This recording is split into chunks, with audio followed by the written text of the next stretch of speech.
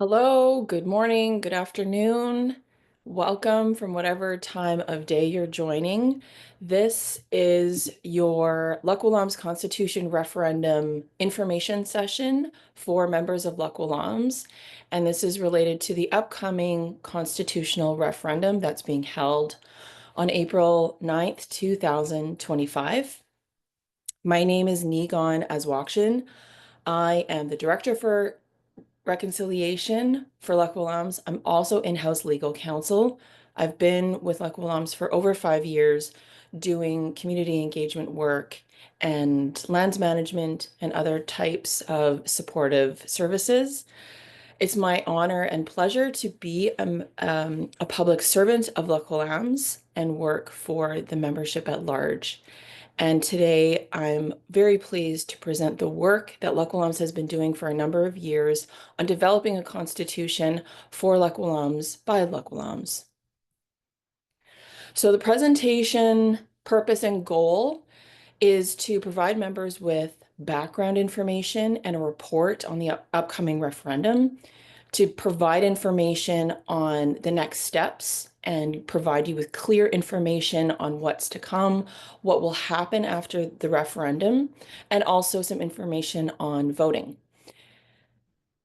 And then before we close, I will invite members to reach out to our team and to Lax Kw'alaams with any questions, comments, and feedback that you might have.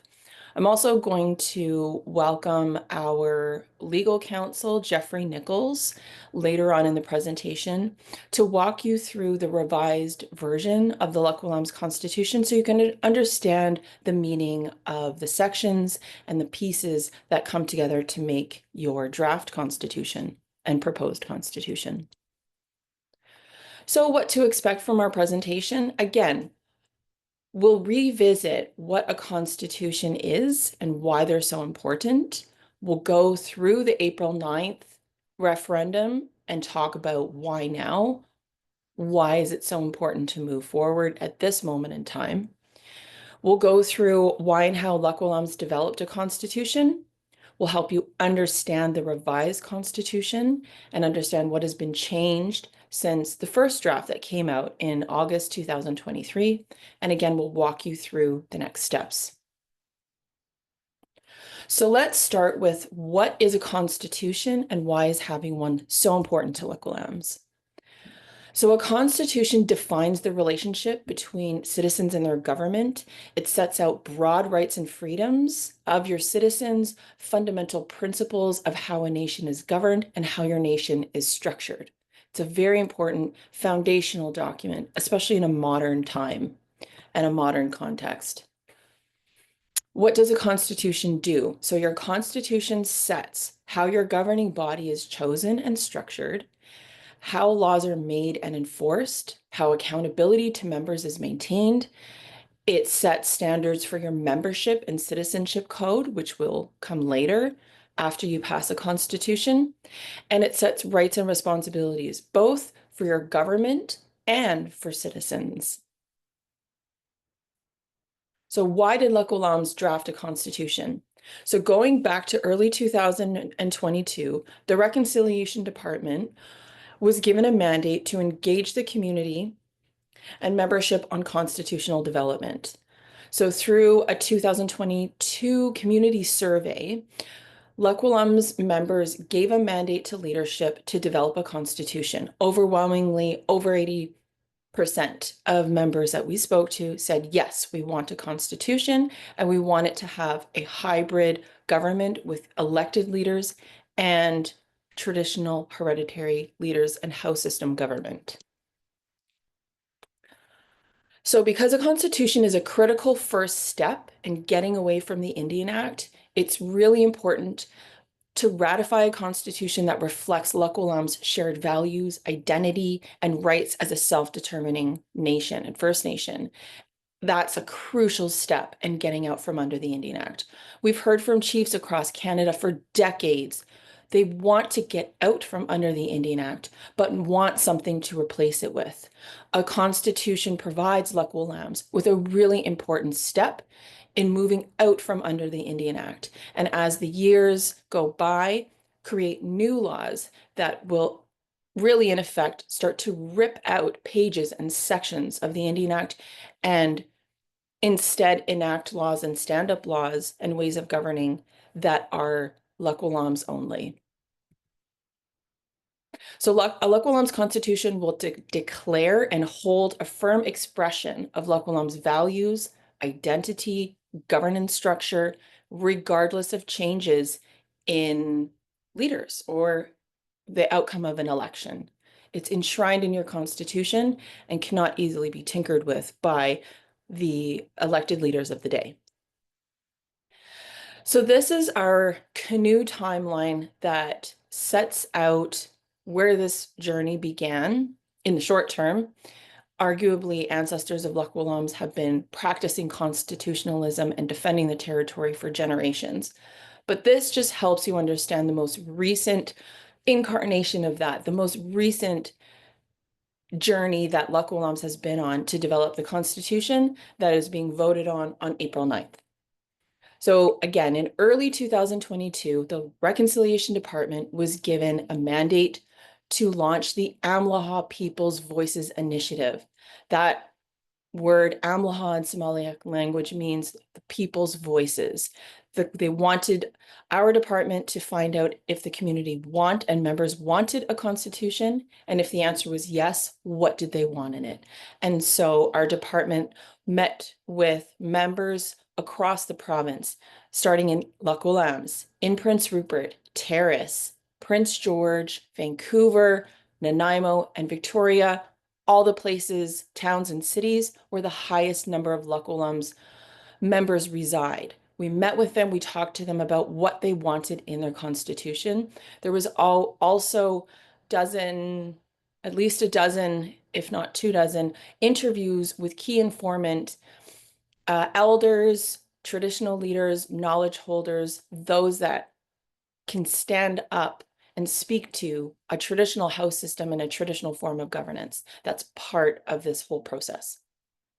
In the winter of 2023, we did a lot of engagement with youth and children. We went into the schools. We had Pro-D days, and we'll get into that a little bit later. We talked with community members of all ages to talk about what they wanted in a constitution and what do they think about governance. What do they think about their community and what it is to be Lax Kw'alaams. In March of 2023, all of that community feedback was brought together and we started to write the Amlaha People's Voices report. If you go to the Lax Kw'alaams website and go to our reconciliation page, you can see all of the information materials we prepared on constitutional development, and you can see the Amlaha People's Voices report, which was the members' voice on what they wanted in their constitution, how they wanted it to look, and what they wanted leaders to carry forward in terms of priority. In the summer of 2022, the spring and summer of 2022, a drafting group was created of Rights and Title Committee members from council, elders, hereditary leaders, and youth to come together and look at the voices of Lax Kw'alaams members, look at the Amlaha People's Voices report, and use that to start developing a constitution. In the summer, in August of 2023, the first draft of the Da'ax Kw'alaams Many-Ayaawx Constitution was released to the community for public review and comment. The allied tribe leaders that we spoke to said that the process was moving too fast. They needed time to review the document and to meet amongst themselves and to have those house meetings and tribal meetings and then come back to the table. The process was paused for 10 months. And then in the summer of 2023, and then leading into the fall of 2024, the community engagement continued and Amlaha 2.0 was launched, and we went back across the province and spoke with as many members, youth, elders, everyone we could talk to about the actual draft to find out what did people like about it, what did people not like about it, and what was the feedback and comments and requests for changes. And I'll get into that in a few moments. That leads us to a referendum in 2025. And looking ahead, once the Constitution is ratified, there will be transitional provisions to allow the government and a new hereditary council to get up and running. 1 year after ratification, 3 years after ratification, and 5 years after ratification of the Constitution will be an evaluation for amendment. And again, we'll get into all of this in more detail in a few moments. This is just to give you an idea of the canoe timeline and journey that Lax Kw'alaams has been on. So why now? Why have a constitutional referendum on April 9th? The rational step is moving forward now together, united, period, no excuses.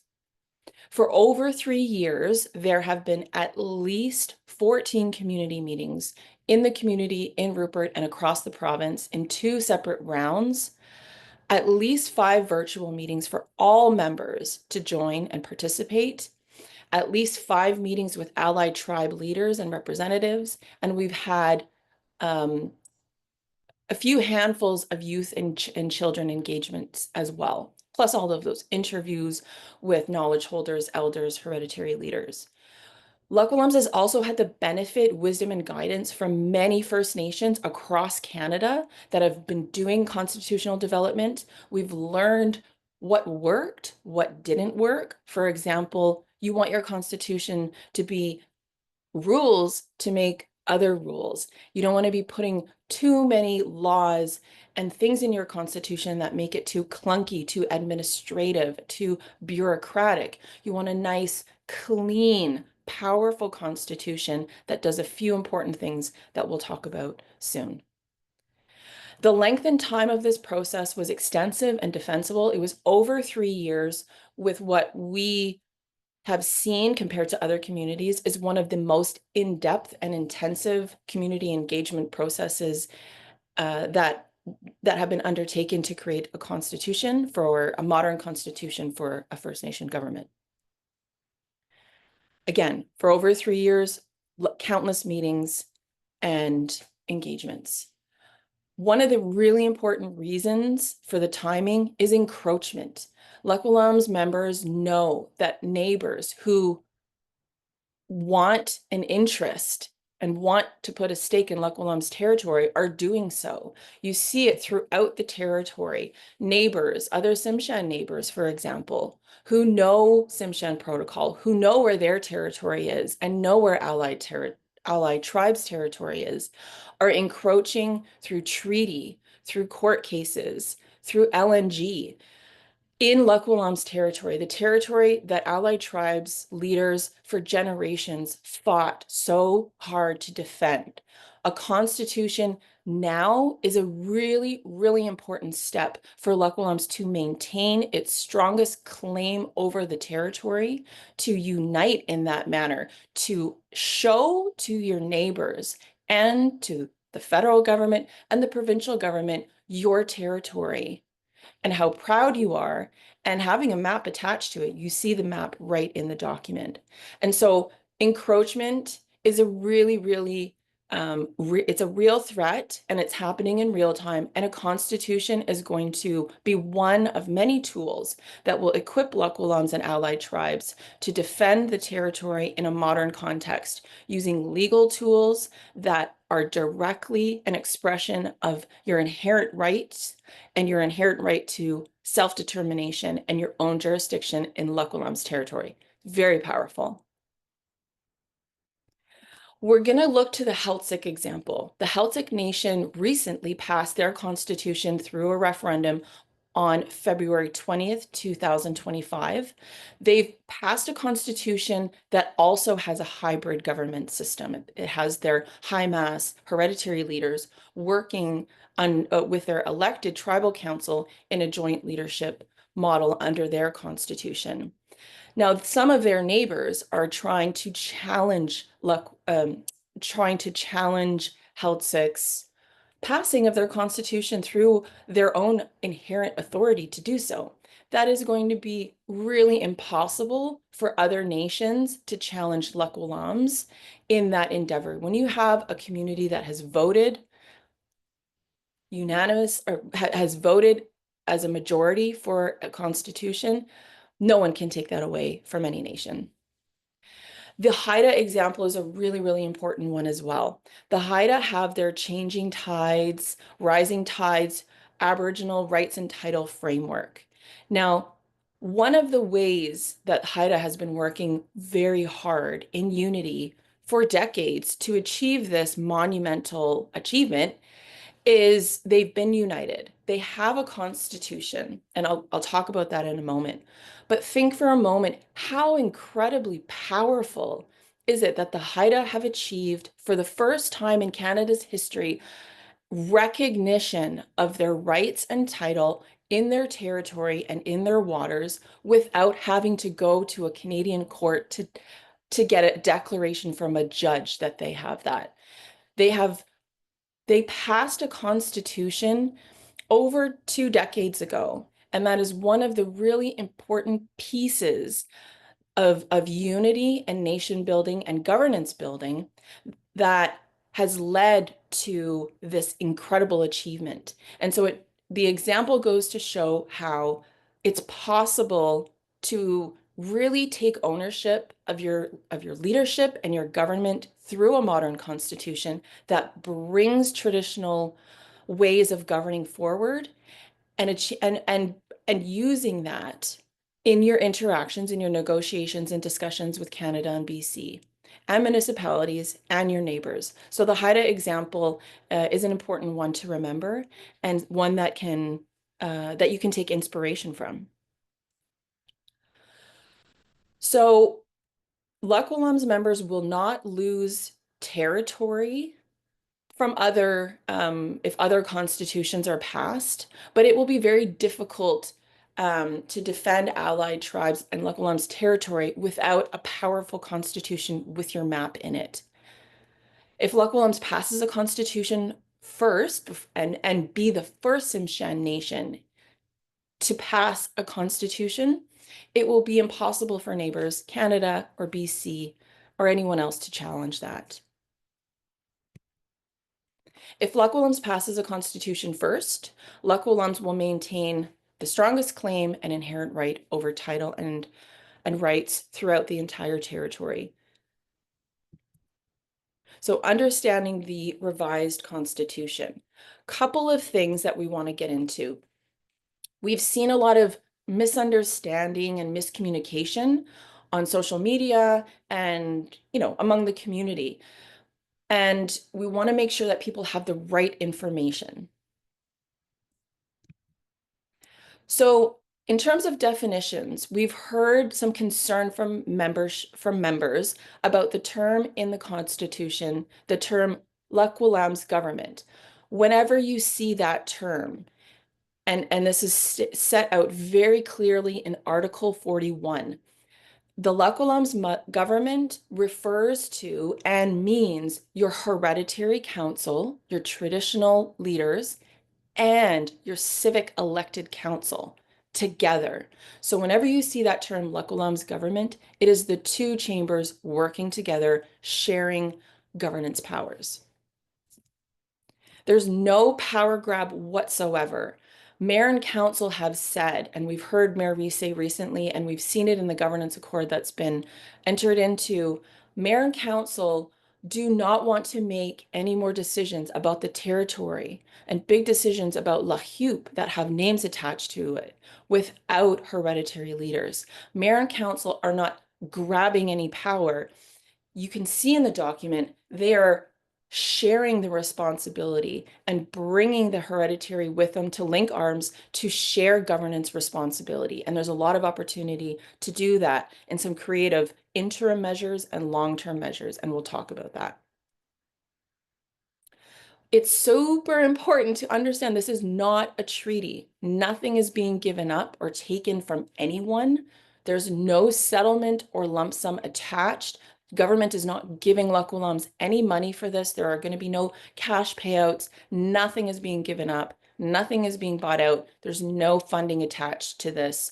We will get funding for Hereditary Council moving forward, but there is no promise of cash to Lax Kw'alaams in passing a constitution. It's an internally motivated document as a very strong and powerful governance tool to add to Lax Kw'alaams' historic generational governance system. So in terms of your Indian status, health benefits, taxation, none of that will be taken away by the Constitution. We understand that some members believe that this will somehow strip allied tribes of inherent rights and title. This is absolutely incorrect. Absolutely incorrect. There is nothing in the Constitution that strips anything from anyone.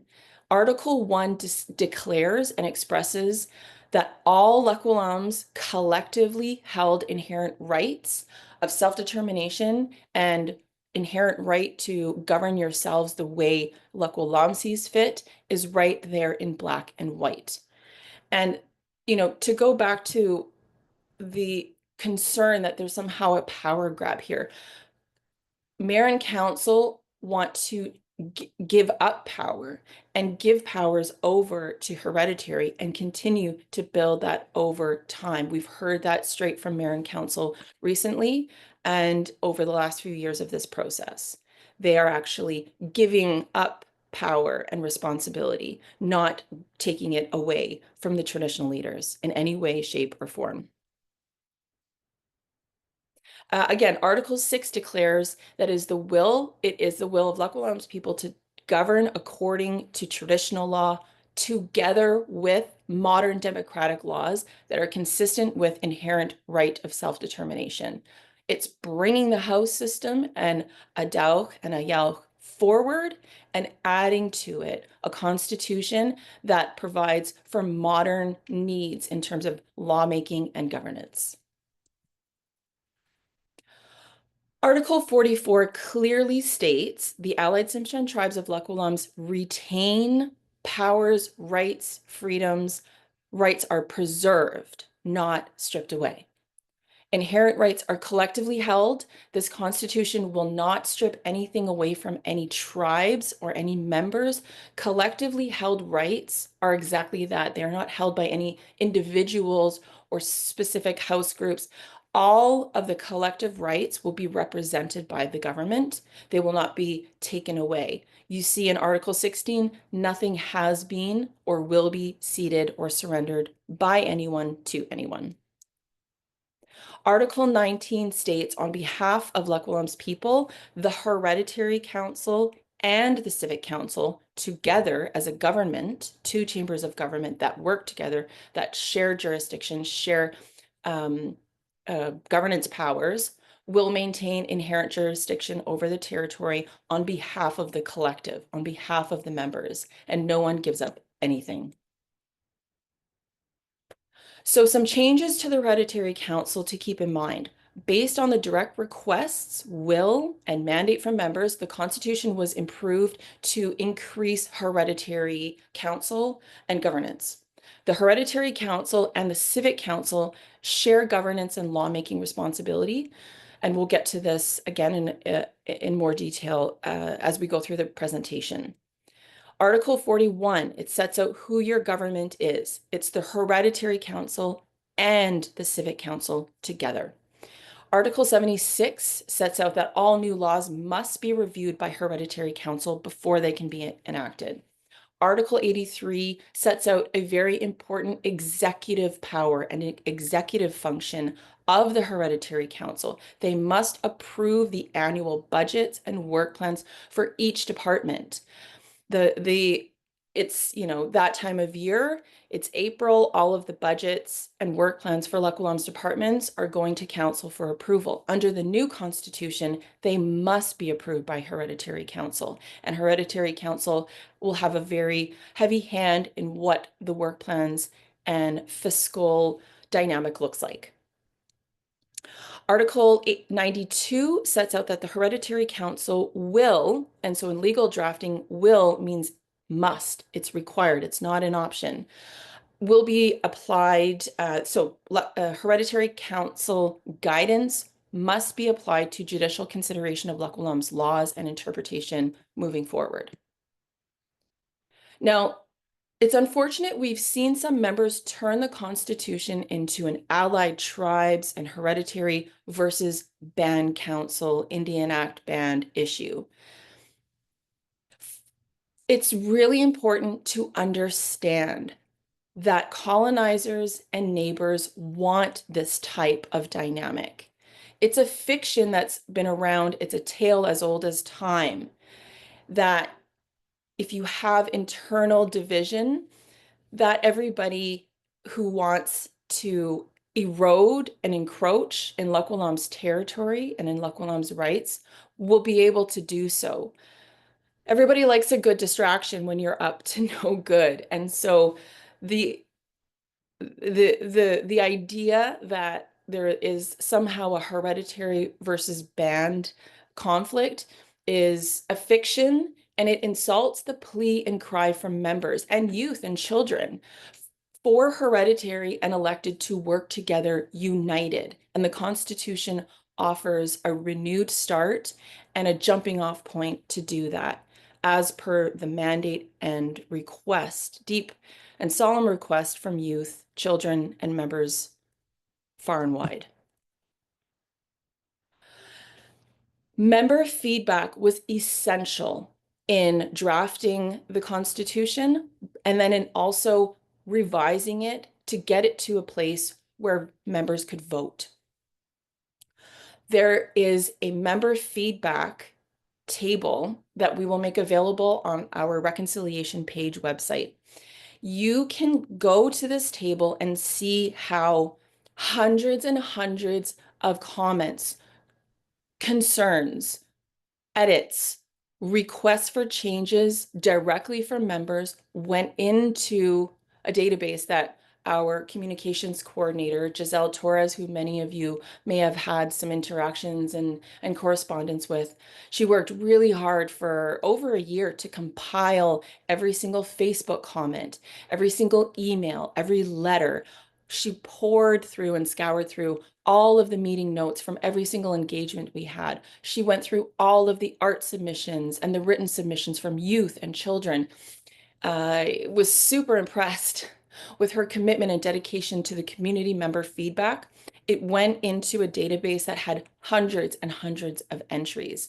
And our policy team came together and condensed it down and found the comments and feedback that had the most, that came up the most, that reoccurred the most, and put them into themes. And you have the 5 themes here.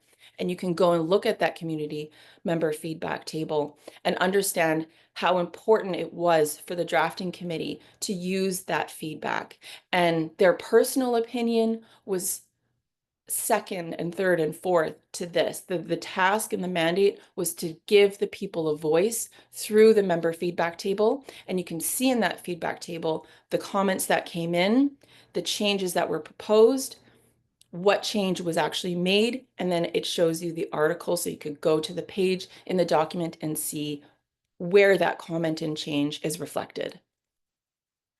Again, we heard from children and youth. We went into Prince Rupert on Pro D days. If you're a parent on a Pro D day, you're looking for something to do with your kids because you don't get a day off. You don't have a Pro D day. And so we had these fun days where we provided storytelling. We had someone doing drumming with the kids. We had face painting, balloons, games, prizes.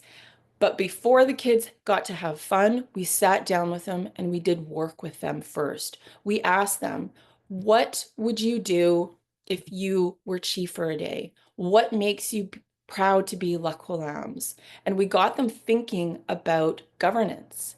We got them thinking about community and what makes them proud to be from Lax Kw'alaams. We also went into Wapsu, Alaska school on many occasions and talked with all grade levels. We had really, really interesting conversations with your student council They have a lot of really, really powerful positions and opinions and questions and concerns about community and governance.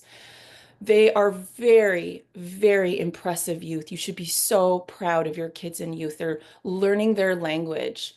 They're learning about the house system. They're learning their songs.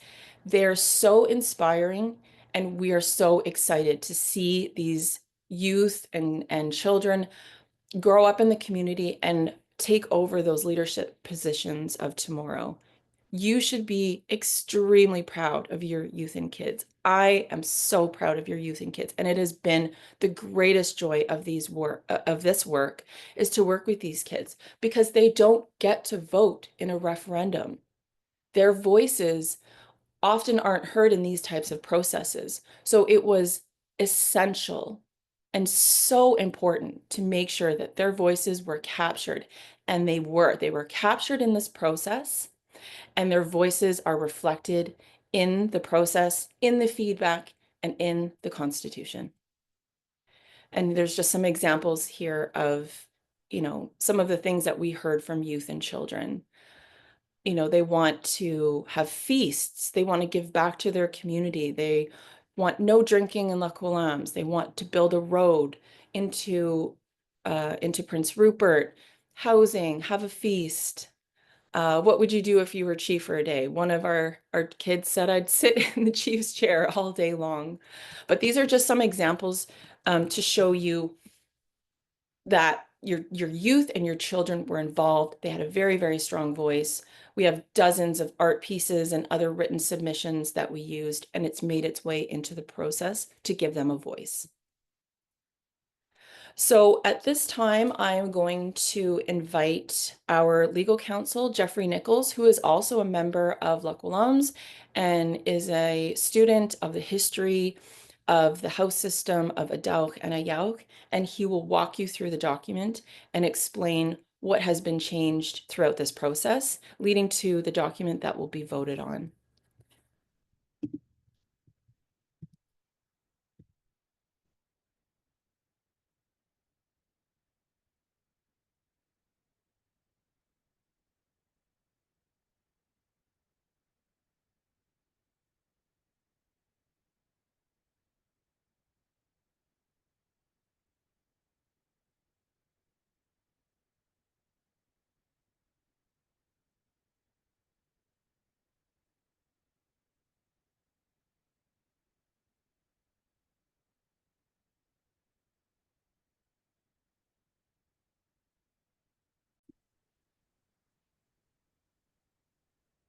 Thanks so much, Nigan. Hi, everyone. My name is Jeff, and I've assisted with the development of the Constitution by supporting the drafting committee and also supporting the community engagements. And I'm very happy to be walking us through some of the updates to the Constitution. So next slide.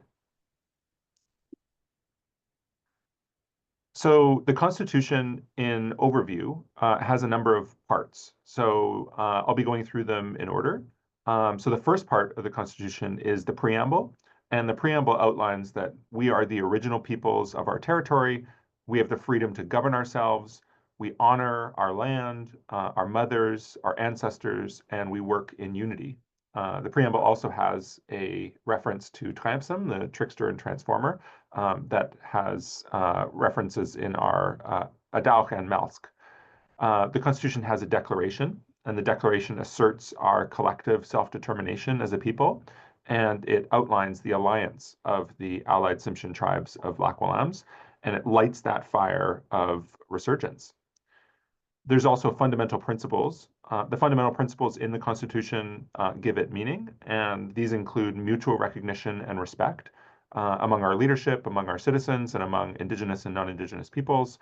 It also includes the principle of transformation, right? The idea that ourselves and our government and our people can transform as we see fit. Indigeneity, we're an Indigenous peoples and have a place-based understanding and connection to our territory. Connectedness of all beings and all things. Healing. This Constitution heals many of the wounds of colonialism and some of the, we're putting ourselves on the right path. Da'ax Kw'alaams give this Constitution life. So our most fundamental oral traditions and our laws give this Constitution life. The Constitution outlines the relationship to our lands and waters. Our people are rooted in our territory. We exercise collective rights and title and self-determination within our territory.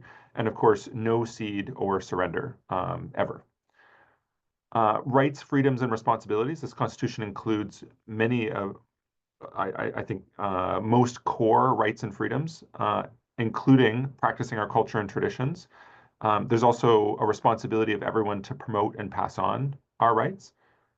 Next slide.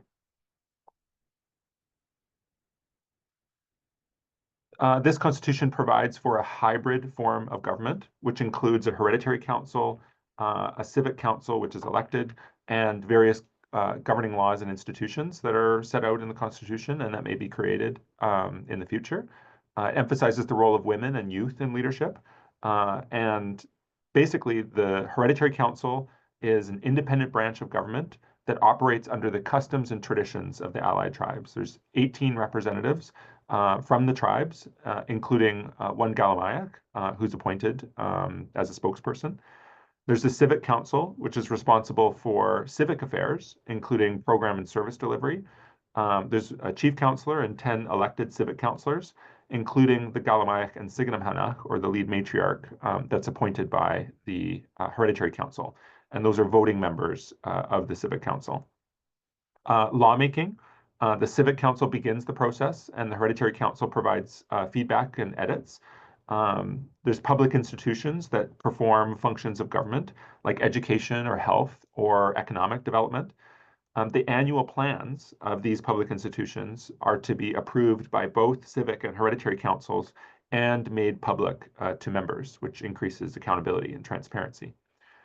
Citizenship. We determine who is a citizen according to our own laws, and children of Lax Kw'alaams citizens are entitled to citizenship under this Constitution.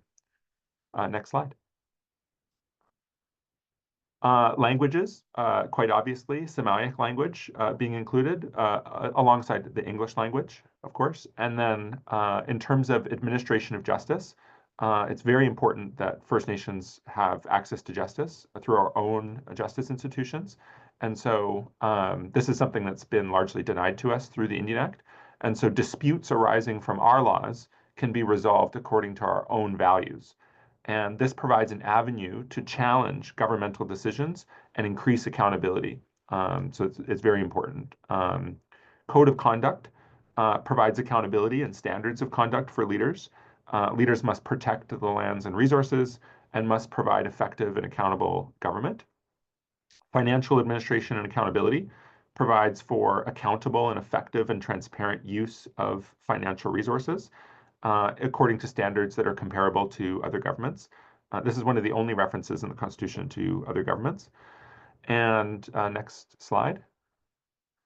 Elections. So the Constitution provides a procedure for the election of civic councilors. Again, the hereditary council is unelected and appointed according to our customs and traditions of the various tribes. Citizen consultation and referenda. So citizen consultation must occur where matters impact the interests of the allied tribes, the rights of citizens, or other rights, such as Section 35 rights that may exist under Canada's Constitution. Amendment and review. So this Constitution is designed to be flexible and match what the expectations of Lax Kw'alaams citizens are. And so the civic or the hereditary council can start the amendment process, and it can occur anytime. Hereditary council considers if the amendment is consistent with the values of our people, and then the amendment goes to a vote of citizens. There's also transitional provisions as well that provide for the Constitution to be reviewed in 1 year, in 3 years, and 5 years. But again, the Constitution can be amended or reviewed anytime in accordance with these procedures in the amendment and review section. Ratification, if approved by members, this Constitution will be effective September 30th, 2025, if approved by 60% of voters who vote in this referendum. Supremacy. This is the supreme law of the Lax Kw'alaams government, but it is worth noting that this is not the supreme law of, for example, our tribal form of government. This is simply here to provide for a structure for a government that can replace and move forward from the Indian Act according to our own laws and traditions. And so all the laws of the Lax Kw'alaams government must align with the Constitution.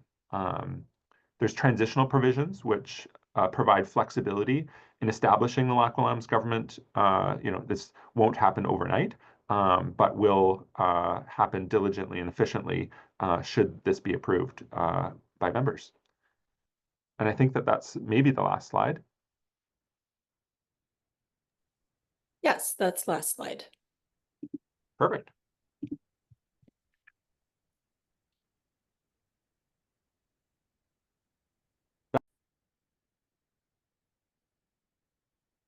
Thank you so much, Jeffrey, for walking us through the revised Constitution and the really, really important elements and pieces that make up the whole document and the whole Constitution. We want to get into an explanation of how the new chambers of government will work together and how shared powers are undertaken through a governance chart and a governance structure. So this chart illustrates on the far side, the hereditary council and all of their powers and responsibilities and executive function. You have the hereditary council as an independent branch of government, but it does form half of the government.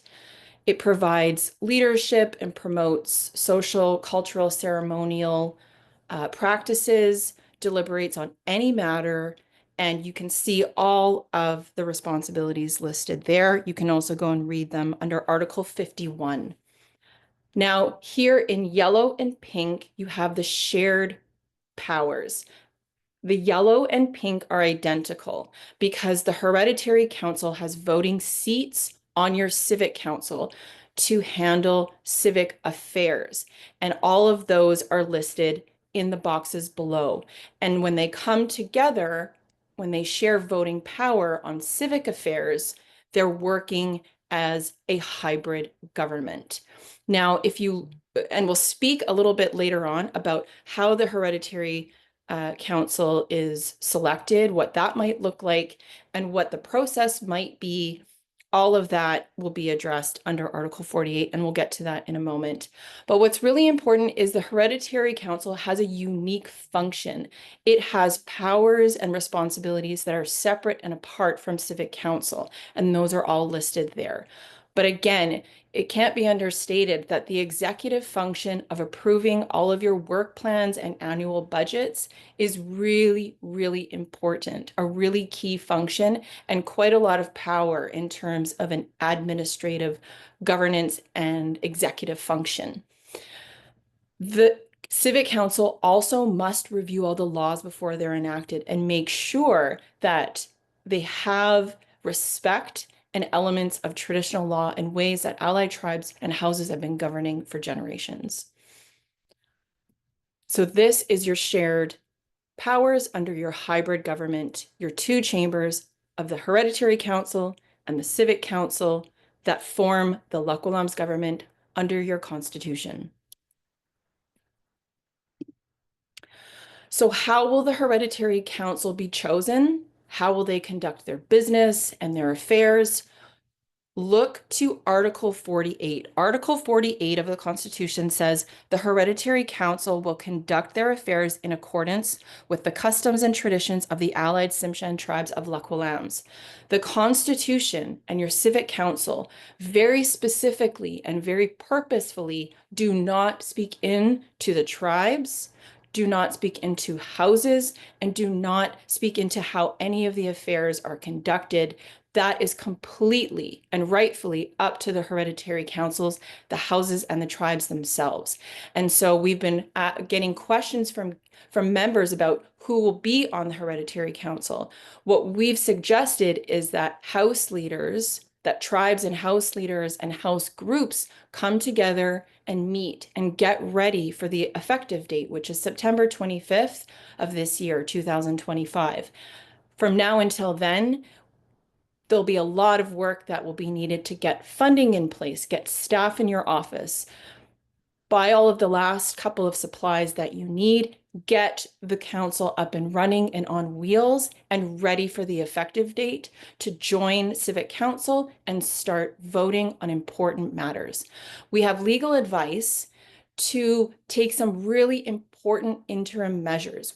Many of you will have seen that a variety of House leaders and elected leaders have signed a governance accord. That is a governance accord to move forward, even before the effective date of the Constitution, to work together on decisions and important laws and interim measures to protect the territory from external threats and encroachment, and work together in a interim rights and title working group that can put forth laws and work to defend the territory together.